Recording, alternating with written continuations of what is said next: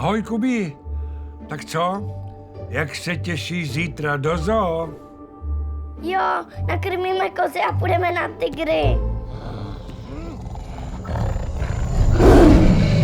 Neboj, všechno stihneme. Našel jsem parádní spoj.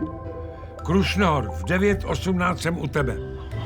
Na kolej číslo 2 přijíždí rychlík Krušnohor.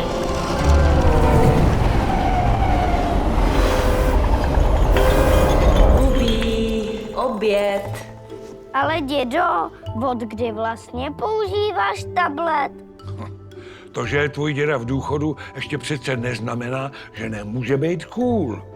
Když jsem byl přece na tom kurzu Digitální Odyssea od nadace Vodafone, tam tě s tabletem a s telefonem naučí úplně všechno. Zůstaňme si na blízku. Nadace Vodafone propojuje všechny generace. Kubo!